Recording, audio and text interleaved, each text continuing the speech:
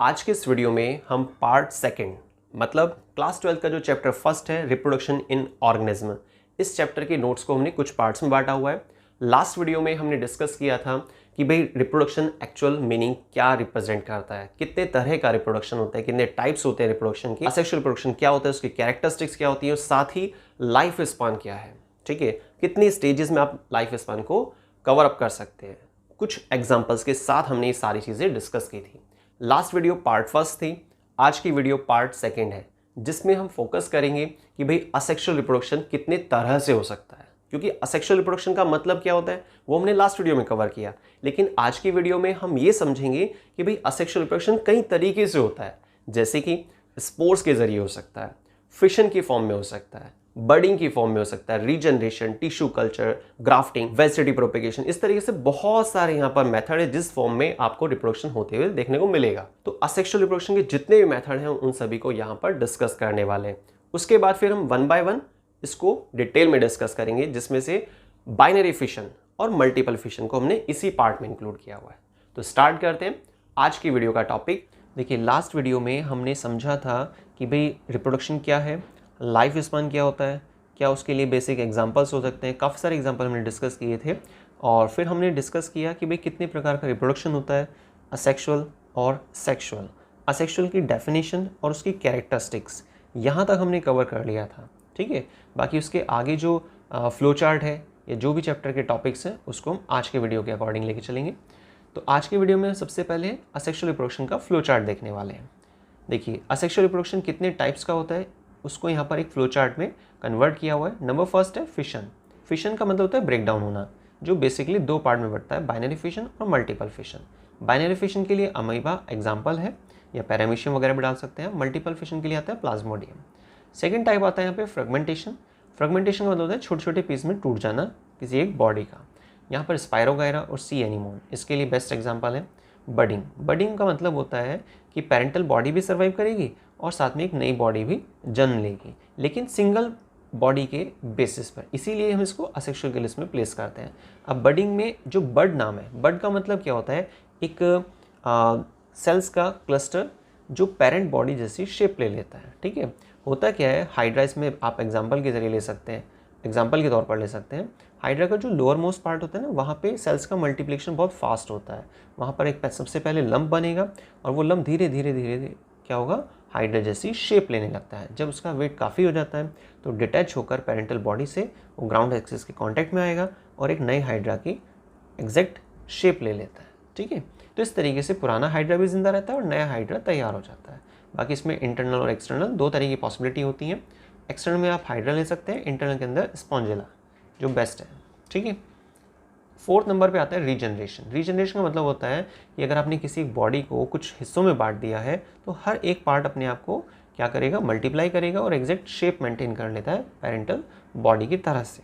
ठीक है, तो इसमें आप हाइड्रा और प्लेनेरिया की स्ट्रक्चर आपने देखी भी होगी बल्कि एनसीईआरटी में, कि सिंगल प्लेनेरिया को आपने अगर 2 या 3 या 4 पार्ट में बांट दिया है तो हर एक एक पार्ट अपने आप को कंप्लीट कर लेता है। तो 4 नए प्लेनेरिया तैयार हो जाते हैं इस तरीके से। Next spore formation. Spore formation में आता है ब्रेड मोल्ड, सबसे इजी एग्जांपल है। ब्रेड पर जो फंगस हो जाती है इसको हम क्या बोलते हैं, राइजोपस। राइजोपस में क्या होता है, छोटे छोटे स्पोर्स होते हैं। अब जैसे जैसे उसको नरिशमेंट मिलता रहेगा, न्यूट्रिएंट मिलते रहेंगे ब्रेड मोल्ड को या राइजोपस को, तो वहाँ स्पोर्स का नंबर बढ़ता चला जाता है। और जब स्पोर्स का नंबर काफ़ी ज़्यादा हो जाएगा ना, तो ऐसे में क्या होगा, जो स्पोरेंजियम लेयर होती है वो बर्स्ट हो जाती है, फट जाती है। उसके फटने के बाद जो भी स्पोर्स होते हैं वो काफ़ी दूरी तक स्प्रेड हो जाते हैं बाय एयर। एजेंसीज बहुत सारी होती हैं, हवा के ज़रिए हो सकता है ट्रांसमिशन, पानी के ज़रिए हो सकता है, ठीक है, किसी इंसेक्ट के ज़रिए हो सकता है।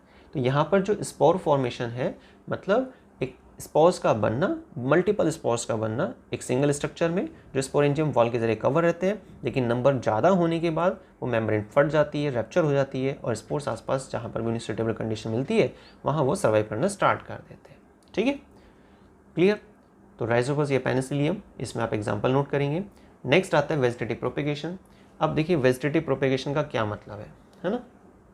वेजिटेटिव प्रोपेगेशन का मतलब होता है कि एक ऐसा पार्ट जिसमें सेल्स का मल्टीप्लिकेशन और वो ग्रोथ कर रहा है। ठीक है, अब इसके अंदर दो तरह की पॉसिबिलिटी होती हैं, या तो नेचुरल मेथड होता है या आर्टिफिशियल मेथड होता है। अगर आप आर्टिफिशियल मेथड का जिक्र करते हैं, ठीक है, इसका आर्टिफिशियल मेथड का, तो उसमें अलग से आपको 4 कैटेगरी कवर करनी होंगी। 3 मेन होती हैं, कटिंग, लेयरिंग, ग्राफ्टिंग। बाकी टिश्यू कल्चर को भी इसी में इंक्लूड कर दिया जाता है, या फिर आप इसको अलग से भी बना सकते हैं, उसमें कोई दिक्कत नहीं है। कटिंग का मतलब कोई पीस लिया आपने, उसको फर्दर छोटे छोटे सेगमेंट में तोड़ दिया। जैसे कि आपने शुगर केन लिया, गन्ना, उसको 3 या 4 हिस्सों में तोड़ दिया, और हर एक पीस को जब आप अपने फील्ड में डालेंगे तो वहाँ पर एक नया गन्ना जो है जनरेट हो जाएगा हर एक पीसेस से। ठीक है, इसी तरह से रोज़ में भी होता है, गुलाब के जैसे कलम वगैरह लगाते हैं ना, वही वाली चीज़ सेम कटिंग। लेयरिंग में क्या होता है, लेयरिंग में एग्जांपल आप इसको जैस्मिन को डालिएगा, ग्राफ्टिंग के लिए मैंगो। ठीक है, क्रॉस पैटर्न में लगा लेना आप इसको। तो लेयरिंग में क्या होगा, एग्जांपल जैस्मिन। जैस्मिन क्या होता है, एक तरह का बंच जैसे स्ट्रक्चर दिखाता है, जिसमें हाईली इलास्टिक ब्रांच को आप बिना डिटैच किए, बिना पेरेंटल बॉडी से हटाए, उसको आसपास की मिट्टी में दबाते हैं, और कुछ समय तक जब वो न्यूट्रिशन लेगा तो एक नया जैस्मिन का, चमेली का पौधा तैयार हो जाएगा। ठीक है, और जब वो नया पौधा तैयार हो जाए तब आप उसे पेरेंट एक्सेस से रिमूव कर सकते हैं। इस तरह से आपको लेयरिंग के बारे में बताना होता है। अब आता है ग्राफ्टिंग। ग्राफ्टिंग में क्या होता है, जो सिंगल बॉडी होती है उसको साइकन स्टॉक 2 पार्ट में कवर किया जाता है, और बाकी इसमें जितने भी सिट्रस फ्रूट हैं, कोई भी खट्टा फल जो होता है ना, जैसे मैंगो, आपका लेमन, ये सारे इस टेक्निक को फॉलो करते हैं। ठीक है, clear. Tissue culture. Tissue culture जैसे मैं आपको बताया स्टार्टिंग में कि भाई आप इसको सेपरेट भी कर सकते हैं, एक बहुत एडवांटेजियस टेक्निक होती है, बहुत लेटेस्ट टेक्निक है। और इसमें क्या करते हैं, प्लांट बॉडी के मेरिस्टेमेटिक जोन से एक छोटा सा पीस लेकर आते हैं, जिसको हम क्या बोलते हैं, एक्सप्लांट, उसका नाम दिया गया। An excess part of a plant body is called explant. और उस पीस को लाने के बाद आप पेट्री डिश में रखते हैं। पेट्री डिश के अंदर क्या करते हैं, न्यूट्रिएंट मीडियम प्लेस कर देंगे पहले से ही। ठीक है, ग्रेसिलेरिया, जेलेडियम, इस तरह के न्यूट्रिएंट आकार का इस्तेमाल किया जाता है। जब पेट्री डिश के अंदर न्यूट्रिएंट आकार प्लेस करेंगे और उसके ऊपर आप ऐड करेंगे किस चीज़ को, मेरिस्टेमेटिक जोन से लाए हुए एक्सप्लांट को, उस छोटे से पीस को, तो कुछ ही समय बाद क्या होता है ना, कुछ समय बीतने के बाद वहाँ पर प्लूमल और रेडिकल निकलना शुरू हो जाते हैं। प्लूमल मतलब अपर पार्ट, रेडिकल मतलब रूट पार्ट। ठीक है, अब इसको एडवांटेजेस टेक्निक क्यों कहा गया, बहुत अच्छी टेक्निक क्यों कहा गया, वो इसीलिए क्योंकि आप किसी छोटे से पीस से कई हज़ार, कई लाखों पौधे बना सकते हो।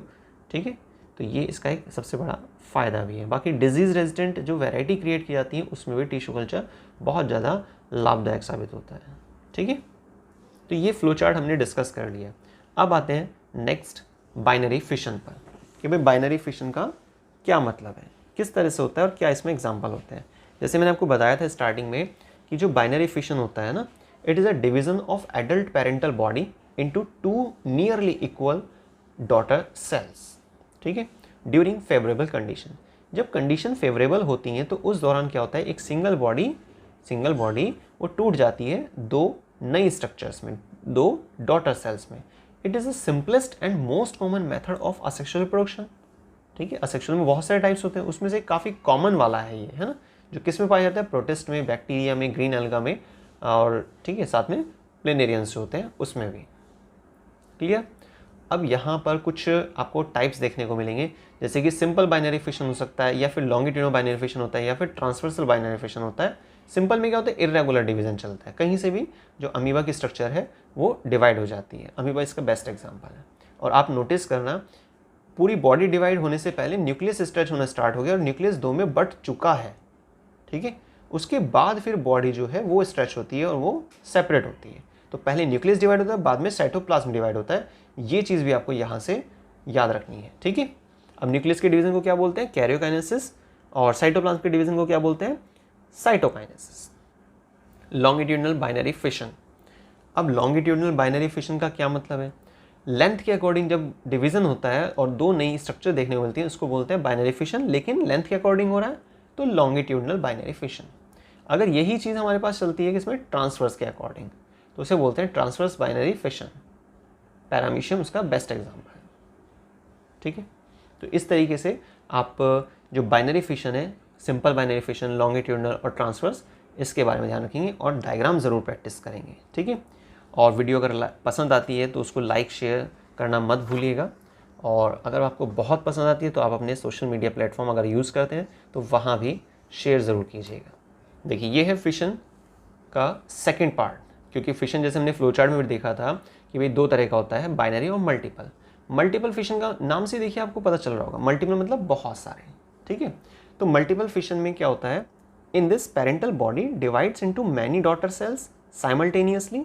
साथ साथ जो है मतलब जैसे हमने बाइनरी फिशन में भी क्या डिस्कस किया कि भाई एक बॉडी जो है दो पार्ट्स में टूट जाती है, उसको हम बाइनरी फिशन बोल रहे हैं, चाहे किसी भी तरीके से टूटे दो पार्ट में।